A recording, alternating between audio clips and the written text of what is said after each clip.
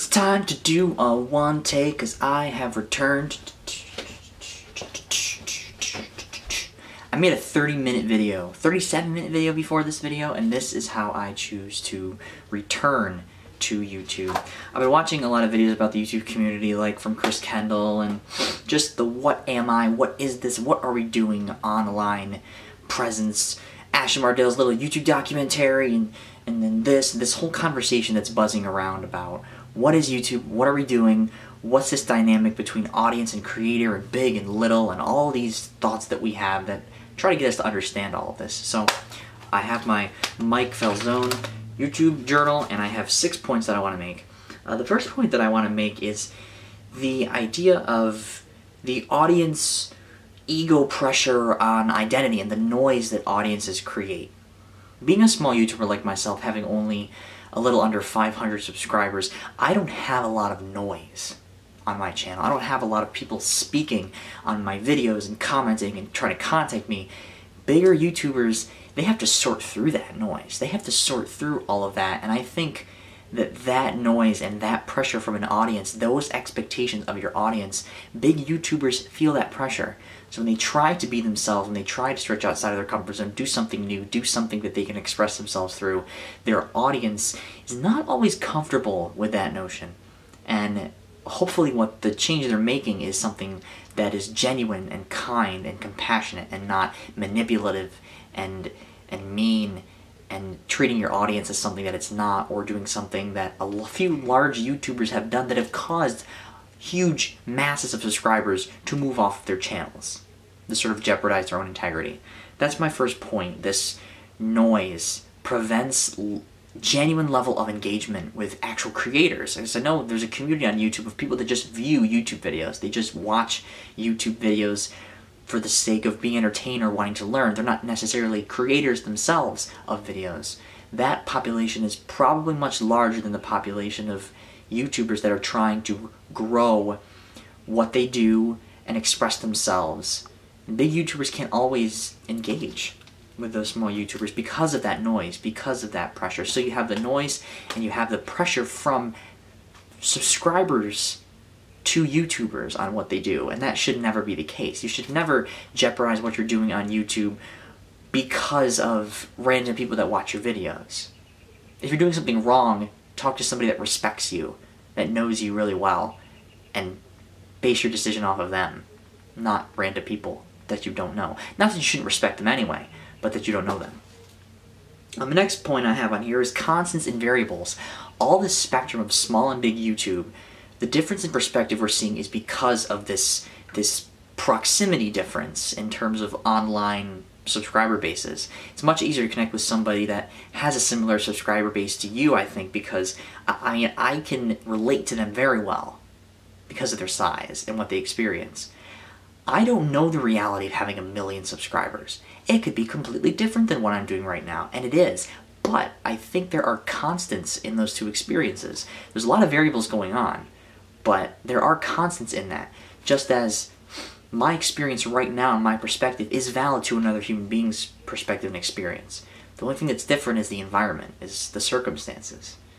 So that's what I try to relate to with other YouTubers. I can still relate to Olin Rogers and Mike Falzone and people that have the Vlogbrother, people that have really large subscriber bases, but I don't know what that environment feels like. That's my second point. You have to see the constants in the variables. That's why big YouTubers ask these questions, and small YouTubers ask these questions. That's the connection, I think, between the small YouTube communities and the larger YouTube communities. There's a community that forms around a YouTuber, and there's still a lot of valid points and perspectives in what they say.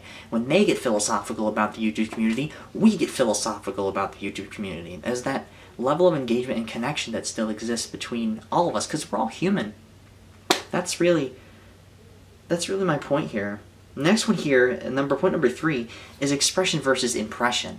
This is very important. We talk about using YouTube as a means to an end to gain money, gain fame, gain popularity, be liked by other people, do bad things, hopefully not. That's a bad means to an end. That's not something that's beneficial. These are all means to an end. These are all ways of impressing on people, impressing on your audience, calling your audience a certain name. Why would you do that? That's an impression. That's taking a pen and labeling things and judging things and making sure that you try to control it. Versus YouTube, what it can be is an expression of yourself, a tube at which you flow through into the world. YouTube. That's the you in YouTube. You. I think we confuse the two pretty easily. Instead of seeing opportunities and seeing hobbies as things we can express ourselves through in our ideas and be free and communicate and connect and collaborate and do fun things and do good things and solve problems, we see it as some sort of method of being remembered, putting a mark on the world, being famous, gaining popularity, all these things that are a means to an end, some sort of impression we're trying to make. This, like, making a difference, even that. You make a difference in everything that you do, in some form. When you put a video out onto the internet, you may not know what that difference is, but the very fact you create something makes some sort of difference, I think, to somebody, at least. Even if it's just making a difference for yourself. But making a difference, there's a fine line, I think, between making a difference as impressing on somebody as a means to an end, or making a difference as in inspiring people to change themselves, inspiring people to inspire. Oh, sun behind clouds. That's the difference between expression versus impression, I think. It's a very, very fine line between both of those, because sometimes we want to make an impression and be remembered, but sometimes we just want to inspire others to change themselves and do that for somebody else, pay it forward. Maybe that's making a difference. I don't know. What do you think about that? My fourth point is a level of engagement difference. I talked about this a little bit. It's much easier for me to engage when there's quiet space on my channel with the few commenters that comment, versus being a YouTuber with 5 million subscribers and trying to find some way to engage with an audience that's so large and that's so noisy and that can be so critical. They can be so critical of a YouTuber, and it can be scary to engage with such a large audience because you don't want to make a mistake. You don't want that audience to think that they're your fan army base that will do your every word. It's almost like we're sometimes afraid to exploit our audiences because of the power that we hold in controlling them. It's something that we should never aspire to be, I think. If anything, have them do something for the greater good. Do something important and valuable and have them donate to causes and do charity work. But never some sort of fulfillment exploitation of your audience. That can be very dangerous, as we've seen. But that level of engagement is what's really interesting to me. I, myself, don't go on YouTube to do things as a means to an end. I just want to connect with people and learn. My goal was to learn on YouTube.